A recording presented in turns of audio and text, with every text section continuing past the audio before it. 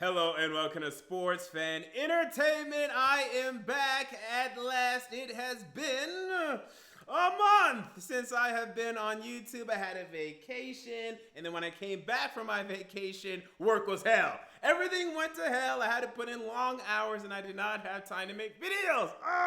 But September is here, things are more relaxed, the holiday season is approaching, but more importantly, the football season is amongst us. So Jesus, let's get back in our rhythm, let's get back in our flow. The Tennessee Titans are back, here we go. Let's discuss their upcoming 2020 season and let's get predictions and preview. Now, I've already done this, okay? Like, during the entire offseason, I've done this slowly but surely, giving prediction here, prediction there. So nothing today is really going to surprise any of you. I've literally said the stuff I said today plenty of times this season, making 7, 8, 9, 10 Tennessee Titans offseason videos. So we're not really going to focus on like free agent stuff at all, draft stuff at all. We've done it.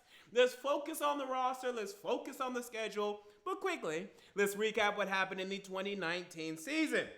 And then real quick, for those of you who are wondering about my video schedule moving forward, so what we're going to do is we're going to do a Titans recap for, their games every Sunday, as we used to do. Tighten up Thursdays, or at least, preview video, but it should be on Thursdays. We're going to do weekly picks, and then I'm going to do a weekly recap / power ranking show, and I'll get into that later. So now let's discuss really quick what happened to the Tennessee Titans in 2019. They benched my boy. They benched my boy, Marcus Mariota. Oh, it was so sad. It was so sad. But Ryan Tannehill came in on horseback, and then Derrick Henry also picked up steam, and they went from 2-4 to finishing 9-7 and making the AFC Championship game. They went to Baltimore and defeated the Baltimore Ravens in the divisional round. Oh, and they also beat the Patriots in the wild card round. One of those I had, that was the Patriots game, but the Ravens game was a shock to almost all of us. I did tell you before the Ravens game that there was a chance Lamar Jackson would choke, and luckily that chance came true. So at least I did say that. So, beautiful 2019 season in terms of going to the AFC Championship game, but could not contain Patrick Mahomes, could not also keep up with Patrick Mahomes, and ultimately fell in that game. But you look at Ryan Tannehill last season, look at him statistically, man. This guy came to play. He had a 117.5 passer rating. He was fantastic, leading the reins after Marcus Mariota fell. Derrick Henry over 1,500 rushing yards. And then how about that rookie wide receiver, A.J. Brown? It's electric. 52 catches, 1,051 yards, and 8 touchdowns for his rookie season. So that was 2019. What's going to happen in 2020? Now, we're not going to do the off-season departures and additions. We've done it all off-season long. Let's go straight into team analysis. What is this Tennessee Titans team looking like? So their strengths to me are actually offensively. Can you believe this? We're actually talking about the Tennessee Titans being an offensive football team, and it all begins with a running back, Derrick Henry. I mean, again, he had over 1,500 rushing yards last season. He had 2 tremendous playoff games, each against the New England Patriots and the Baltimore Ravens, carrying the Tennessee Titans. He rushed for more yards than the Tennessee Titans threw for in those 2 games. He was absolutely MVP for both of those games. The defense did a damn good job too, by the way. But Derrick Henry, the MVP, he was a stud, he was a champion, and he got paid and extended this offseason as a result. Derrick Henry is absolutely a strength, and I put quarterback as well, because you know what? If you're a quarterback and you come in and you have a 117.5 passer rating, and you throw 22 touchdowns in how many games? In 10 games, 9.5 games? Guess what? You're a strength for your football team. Now, I'm not going to sit here today and say definitively that Ryan Tannehill is a top 10 quarterback. I don't have him in my top 10 yet. If he has another season like last season, or even anything close to it, really, he'll be in my top 10. Today, sure, I would still take like a Matt Ryan over him just to be safe. If we're doing a fantasy draft and then you're asking me which Titans quarterback do I want, sure, I trust Matt Ryan because he's done it for the last decade and Tannehill did it for 1 year. But if you just give me one more good Tannehill year, boom, top 10 quarterback definitively to me. And I think that's what we're going to see. Okay, so that's what I have for Ryan Tannehill. Now, how about the weaknesses for this football team? Because, yes, there are weaknesses for this football team. Now, edge rusher. And I know everyone loves Harold Landry.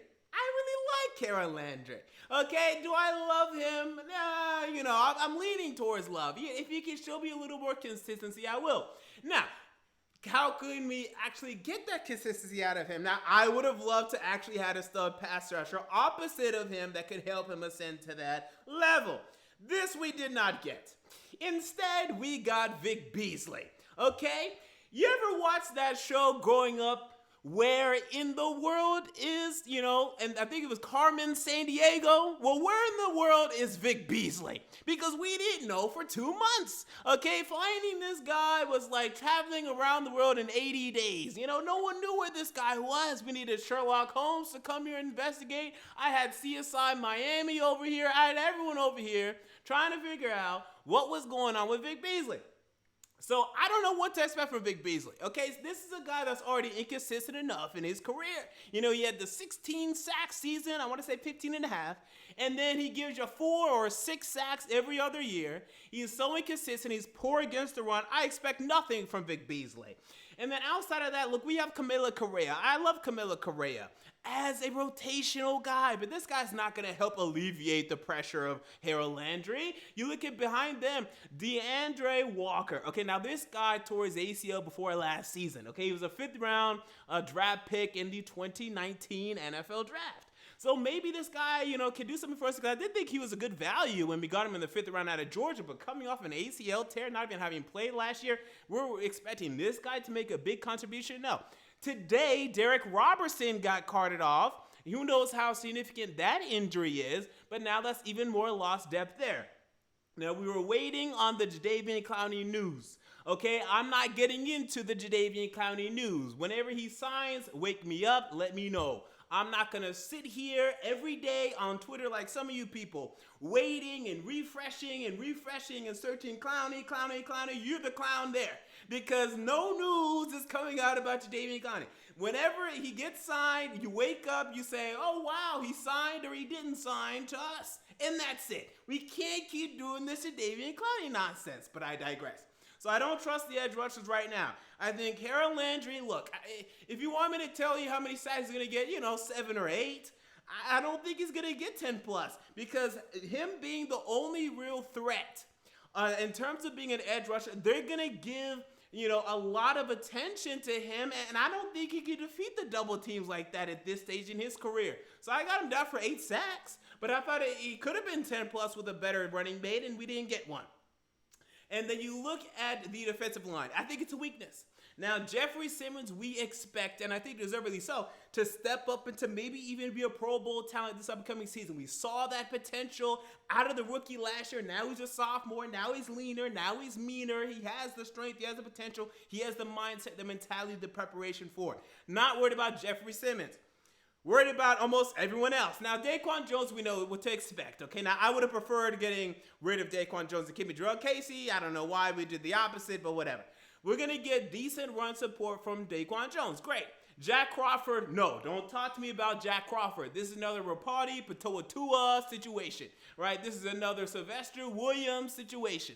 This is another situation where we sign random insert defensive lineman name here for 1 or 2 years. You don't see them do anything, and they leave, period. Okay, even if he makes it past this year, I'll be even surprised. I think there's a chance he probably will make it through the entire season, but let's look at those. Let's look at the roster cuts. I'm just have your eyebrow raised with the roster cuts. I'm pretty sure he'll make the team, but I have my eyebrow raised because he's been such a teetering player at this point for the past couple years. I don't trust this Jack Crawford guy, and that's all we got. I mean, we really don't have anything else on the defensive line. Matt Dickerson, Isaiah Mack. Okay, I like Isaiah Mack, but to a certain extent, our defensive line kind of stinks, especially when Jeffrey Simmons hasn't actually done much yet.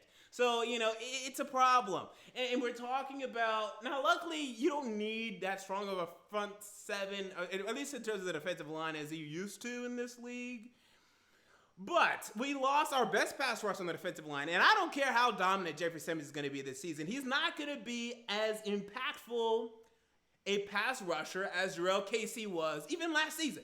right? Because what Jeffrey Simmons is providing you is he's providing more strength. He's providing a much more big of a stalwart in terms of the defensive line, a much more of an anchor, right? In terms of being better in terms of run support, potentially, than Jarrell Casey. Pass rushing? No. Okay, maybe eventually, but not now. So we're certainly less in terms of pass rushing from the defensive line. Our edge rushers also aren't going to be providing. And when you were sitting back and you were watching Patrick Mahomes moving the ball, frustratingly in the AFC Championship game, I mean, I just don't know how we're going into the season like this. It's incredibly frustrating. Now, luckily, I'm actually pretty concerned about this. Also, when you think about Phillip Rivers now behind that Colts offensive line, you think about Deshaun Watson, the Texans offensive line ain't great, but we already know we can't get him down as is. Who's going to take down Deshaun Watson? Harold Landry is only athletic to a certain extent. Jeffrey Simmons, is he going to get back there and be nimble enough to take down Deshaun Watson? Expect more very frustrating plays where you see these quarterbacks standing in the pocket, moving the ball down the field. Now, hopefully our DBs can step up and do some things. And let's get into the X factors now. And I didn't list the DBs there, but let me list them now in my, as I speak. The DBs are absolutely an X factor. What will Christian Fulton, the rookie out of LSU, what will he provide? Can he be even close to Logan Ryan last year? Now, I know the stat came out this week that was tweeted, and some people were retweeting it, that Logan Ryan allowed the most, yards in the slot and the most catches. Look, everyone knew Logan Ryan, yes, he would allow catches, didn't allow big plays, and was certainly a net positive player last season. I expect similar in terms of being a net positive player from Christian Fulton, but different play style as well, right? He's going to be outside a little bit. In fact, that's very primarily should be, honestly, if you ask me. And he's going to be providing some things. Can he get his hands on the ball? Can he turn the ball over nearly as much as Logan Ryan was doing? I don't think so. So that's also a lost commodity. And he's also a rookie. Some rookie quarterbacks struggle in this league. So the defense is concerning. The biggest question is, how big of a lead can we truly expect from Jeffrey Simmons, from potential, we haven't even gone into them, Rashaan Evans and Jayon Brown at the inside linebacker positions, and we really liked what Rashaan Evans was doing in terms of the playoffs, in terms of those later regular season games, in terms of being able to stop the run, making critical plays. Can they step up more than we're even talking about? Can Rashaan Evans become a Pro Bowl linebacker all of a sudden? That's a question that we need to consider. Amani Hooker, I want this guy to start. I think this guy should be starting, and I know he plays a lot in slot corner, but I think this guy should be starting making plays because Vaccaro at this point, he is what he is. That's fine. We always knew he was only going to be a temporary fix there. I'm interested in Amani Hooker, putting him out there, seeing what he can do. This defense needs to be more dynamic. And I just don't see with the loss of Joe Casey, it's such a huge loss, and we didn't get enough. And, we're still waiting on the Jadeveon Clowney news, and maybe we'll get Jadeveon Clowney. Until then, I'm concerned, right? But I think the offense is going to pick up the slack. So this is going to be one of the first seasons you look at, and we will be an offensive football team. It's going to be odd to see, but we're going to be running the football. We're going to be throwing the football. And with that said, let's go ahead and get into what were my other X factors that I had here. I think I had, wide receivers and tight ends. And let's just get into my stat projections because that's a perfect segue. I think we're going to throw the ball. And I made my offensive stat predictions, projections, whichever one you like. I want to say in June or July, probably June. I've already edited these numbers a little bit. I got Ryan Tannehill for over 4,000 yards.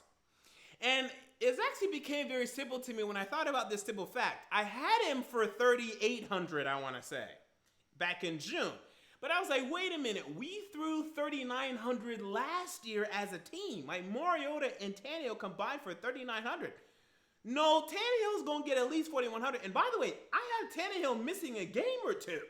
Okay, because I'm not sure he'll play 16 games because sometimes he misses a game or two.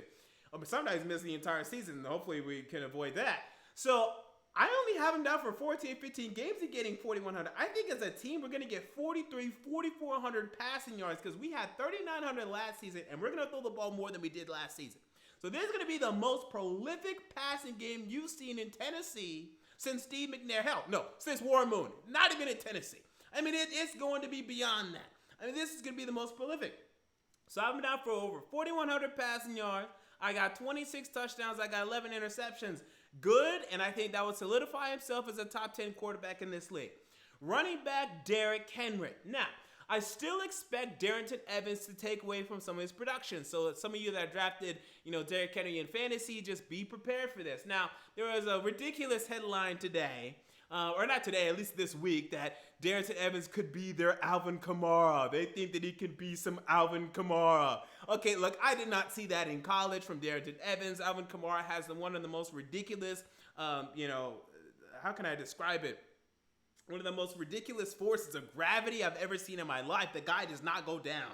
And that's what, it's one of the most ridiculous forces of gravity I've ever seen. His balance is insane. It's unworldly. And I saw that coming out of college.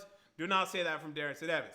But I have him down for 300-400 yards. So that's going to take away from Derrick Henry. So before you project 15, 16, some of you 2,000 yards. Look, 15, 1,600, yes, that's on the table. 2,000 yards, not on the table. Darrington Evans is going to come in, take away some production, and teams are going to be game planning to stop Derrick Henry, which does help Ryan Tannehill.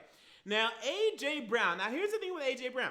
So, Ocho Cinco, a lot of people have been drinking the Ocho Cinco Kool-Aid or orange juice or whatever he's serving up these summers. And this guy is saying that he has A.J. Brown getting 1,500 yards. Now, let me tell you, no way. Okay, and I'm Mr. A.J. Brown. Okay, it's not going to happen. Think about this. So last season, we had 3,900 passing yards as a team. Now, I think it's going to go up. I think it's going up to 41, 42, 43, 4,400. As a team, probably like 43, 4,400. A.J. Brown last year had 1,050 yards. Corey Davis had 600. Now, even the biggest Corey Davis skeptics and non-believers should believe he's at least going to have that much, or if not more, right? Adam Humphries, who missed games, had 370 receiving yards. Even the biggest Adam Humphries detractors are going to say as long as he's healthy, he's going to get at least 500, maybe even 600. Jonnu Smith only had 400. He's scheduled for 500-600 this year. So Jonnu Smith is going to go up. Corey Davis, I think, is going to go up. Adam Humphries is going to go up. And I think Darrington Evans might get more than Deion Lewis. Well, we'll see in terms of that. I think Derrick Henry will get more receiving yards than he did last season. I think Khalif Raymond certainly will. I think Anthony Ferguson and Michael Pruitt will. So if anyone's getting more production, how is A.J. Brown going to go up to 1,500 yards? I have him going down a little bit because I think it's going to be a little more squeezed. And, A.J. Brown, although he was fantastic last season, he had 20 yards a catch. That is incredible. You're not going to sustain that. So I have him only breaking 1,000 yards because I think we're going to get more out of Corey Davis, more out of Jonnu Smith, more out of Adam Humphries, more out of Khalif Raymond, and then add in now, the replacement for Deion Lewis and Darrington Evans. And I think ultimately what you see, and a little bit more from Pruitt and Ferguson, ultimately what you see is A.J. Brown still be very productive, still be very strong, but only 1,000 yards. 1,200 would be fantastic. If he gets 1,200, terrific. I have him down for 1,000. Jonnu Smith. Actually, no, Corey Davis first. So Corey Davis, look, I still think he's going to have a decent year. It's a contract year for him. I think he's going to show up. I think he knows he needs to show up. I think he knows there's a lot of money on the line. If this guy can break 700-800 yards, boom, he's going to get paid at least $8 million a year next year, maybe even 10 plus, honestly. If he breaks 1,000 yards, 12 plus million someone's going to pay Corey Davis, at least, because Sammy Watkins got paid that for a lot less, okay? And now Sammy Watkins was a better talent, but worse production, honestly, in his career, especially near the tail end when he was playing for the Buffalo Bills. So, I got Corey Davis down for 800 yards. I know some people are going to think that's too high, that he's going to phase his way out, but I think that's what he's going to get in this contract year. And then Jonnu Smith, 550 yards, 4 touchdowns, maybe 600. But I still think they're going to trot out Anthony Ferguson for passing routes. They're still going to trot out also Michael Pruitt a little bit, and actually a lot, for the blocking routes, and that's going to siphon away a little bit from Jonnu Smith. Not too much, but a little bit. They're still going to have a nice rotation there to where Jonnu Smith won't quite break the 700 yards some people have him down for. 550 to me is fair. Okay, so with that said, what is the schedule? What is the schedule for the Tennessee Titans? What will they look like in terms of win-loss this upcoming season? Now, they find themselves in the AFC South, where this week, the Jacksonville Jaguars released Leonard Fournette. They are tanking, and finally, I think we will once again sweep the Jacksonville Jaguars. There used to be a time where the Jaguars would sneak up on us even when they were like 2-14. But I think this year we take advantage of them because they're going to be again like 2-14, and we're able to sweep the Jaguars. Now, I think we split with the Colts. I think we split with the Texans. Now it depends, if the Texans are trying Week 17 or not, or if we're trying Week 17 or not. But I think a split there is fair. I think they're both playoff contending teams. Teams that we struggle with. I mean, we have a history of struggling with these teams. So let's say split. Let's say 4-2 in the AFC South. That's a great prediction. Okay, so we also face the AFC North. Okay, we traveled to Cincinnati, one of the worst teams in the league. Now, this is in the middle of the season where they will be better, but we should have no problem in Cincinnati. We host the Cleveland Browns. This will be difficult. This is an even contest talent-wise to me. It depends at this point if the Browns are hitting their stride. Hell, honestly, the Browns might have more talent if you're actually being honest, but we're way better coach, way better culture. So this is a toss-up to me. That one can go either way. Okay, and then we also face the Steelers. We have problems with the Steelers historically. I mean, this is true. And a lot of people aren't expecting much from the Steelers this year. I am. I think Big Ben's going to come in and remind us, why the Steelers, made the playoffs for all those consecutive years and why they're, never a losing team under the Mike Tomlin era. That one's also a toss-up to me. So I think we win one of those Steelers and Browns matchup. And then traveling to Baltimore, yikes. I mean, we got away with the one. I'm going to say we got away with it. We beat them. We beat them down, in terms of, the playoff matchup in the divisional round. But asking to go face Baltimore at Baltimore in the regular season, Lamar Jackson in the regular season, their running game is going to be in stride at this point with J.K. Dobbins now throwing the kicks, and I don't love our chances there. So I'm feeling 2-2 here, to be honest with you. 3-1 if things really go well and we're able to somehow beat the Steelers and the Browns. And that's certainly possible. I'm not discounting that. So let's say 2-2 or 3-1. We also face the NFC North. Okay, now the most difficult one here, in fact, there's two difficult ones. You travel to Minnesota, you travel to Green Bay. Now this stinks, right? If you were traveling to Detroit, if you're traveling to Chicago, I say, boom, we can beat them. So without a doubt, we're going to beat Detroit and Chicago. To me, I'm not worried about that. That's 2-0 right there. Ooh, Minnesota and Green Bay. Ouch, yikes, that one hurts, that one sucks. I don't want to give us another 2-2 against the division. I've already given us 2-2 against the Steelers and 2 losses already in the AFC South. So this is where I say, give me 2-2 here, and then I'll say fine. I'll say that we somehow beat the Steelers and the Browns, because I feel like that's safer. And then the 2 more matchups that we travel to Denver week 1. And then we also host the, what was it that we faced from the AFC East? Oh, the Buffalo Bills. Now, the Bills are going to be quite strong this season. These are 2 more playoff caliber teams here. This is difficult. Now, I actually was more concerned about the Broncos matchup, assuming there was a preseason. Okay, assuming there was a preseason, I thought you were going to see Drew Lock get in stride with Jerry Jeudy and Cortland Sutton and Phillip Lindsay, and that young offense is going to get rolling. But now that there's no preseason, I think we have the advantage. Because now, and also there's no fans, right? Playing in Denver with the fans and all that, I think it's too much. But now that there's no fans, now that the rookies and everything, the very young offense that they have in Denver, they haven't faced game-time talent yet as a unit. We have the same offense. I like us in Denver now. I think we go beat Denver. I think we absolutely now go beat Denver. So I have us beating both Denver and Buffalo there. It is difficult, though. So here's the thing. So now, as we end this video, we begin to talk about how many games the Titans will win. This schedule is kind of freaking difficult, dog. Okay, this is a difficult schedule in 2020. Now, you always have to think about not how teams looked last season, but how they're going to look this upcoming season. Even if you are super pessimistic about a lot of teams on our schedule, I mean, how many of these teams are going to be super easy wins? Denver's not an easy win. Buffalo's not an easy win. Cincinnati is from the AFC North. Some of you might think that the Browns and the Steelers are, I'll leave that to you. I don't think those are easy wins at all, dog. I'll leave that to you. From the NFC North, yes, the Lions and the Bears, those are easy wins. We'll beat those teams. AFC South right now, the Jaguars, 2 games, they're easy wins. Colts and Texans, we struggle historically. They're, playoff contending teams right now. If even one of those teams are contending for the playoffs and we're not Super Bowl caliber, we lose to them. So that just feels like 4-2 in the division. So best case scenario, despite this being a difficult schedule, we hit a 49er type stride where we don't care who we're facing. We're beating you. We're going to beat you in close games. We don't care because we're just better than you. We have a better culture than you. We're better coached than you. We beat you. And we go 12-4. I think 12-4 is on the table absolutely for this team. Is 13-3 on the table? No. Just because if I would have seen a big Jadeveon Clowney signing, or is there someone to really help me feel stronger about the defense, then sure. But with the defense still being as vulnerable as it is, I just don't see 13-3 being on the table realistically, but you never know. Worst case scenario, 8-8. It's on the table.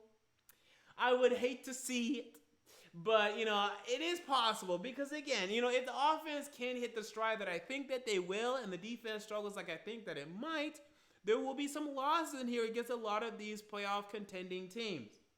My prediction is 10-6. Now, I really wanted to go 11-5. I love going 11-5. And if we can get, just a little bit more than what I'm expecting from Harold Landry, or a little bit more from Jeffrey Simmons, like if he's a true Pro Bowler this season, if Christian Fulton is an absolute, ball-out rookie corner, 11-5, absolutely on the table. But I think 10-6 is just safe when you look at, to me, the two losses we will get in the AFC South, the two losses we will get, I think, in the NFC North. I mean, I just don't see us going to Minnesota or Green Bay and winning. I mean, I just don't see it. I think that's two losses there. And you can also add Baltimore, and that's 5 losses. I mean, I just don't know how you argue against any of those 5 losses right now. Unless if we're really able to just win these close games, maybe, I don't know. Sometimes that's just what happens. Teams are just able to consistently win those close games. Remember when the Raiders went 12-4? They were just consistently winning those tough games. I don't know how, but that's what happened. And then they never were that good again. So it can happen, but I just, I doubt it. So my prediction is 10-6, but this is certainly good enough to clinch a playoff spot now that there are 7 playoff teams from both the AFC and the NFC respectively. And although this will only be 10-6, right now what I view in terms of the AFC dichotomy, I think it's the Chiefs, the Ravens, and literally everyone else. I think the Bills are close behind as a third. I think they are better than us right now, but I do think we beat them, in Tennessee. And I think we're right there as a fourth. I think we are the 4th best team in the AFC. Now, closely behind are the Steelers, are the Texans, are the Colts, and I have the Colts above both the Steelers and the Texans, actually. And then the Browns, who knows what they're going to do, but the Browns as well. There's a lot of teams that I think will be fighting there, and I'll tell you, of the Bills, of the Browns, of the Steelers, of the Colts, of the Texans, of the Titans, one of them will be a true Super Bowl contender. Now, I hope it's us, and our 10-6 will be a strong 10-6. It'll be just as strong as the Jacksonville Jaguars a couple years ago when they made the AFC Championship game, and they had that super, that fantastic defense, and everyone knew, they're contenders. We didn't know how far they would get with Blake Bortles, but we knew they're contenders. I think it'll be a 10-6 where you look at this team and you say, they're contenders. Will they win? I don't think we're there yet, unfortunately, but if Christian Fulton, if one of these young kids, that's what we need to see. Can one of these young kids really step up and be more than what I'm expecting? And this was John Robinson who drafted these guys. And when John Robinson is at the helm, when John Robinson is making decisions, then all of a sudden, hey, one of these guys can absolutely pop off. I expected a lot from A.J. Brown last year, not what he gave us. He gave us fantastic production last season. What will we get from these young guys if we can get more than what we're expecting? Man, this could really be something special. And regardless, I think it's going to be fun. I think we're going to be right in the mix the entire season. And I think the AFC South is ours. So until next time, this has been MJ of Sports Fan Entertainment. What are your thoughts on the Tennessee Titans upcoming 2020 season? Let me know down below in the comments. And until next time, it's been MJ of Sports Fan Entertainment. I'm out. See you all later.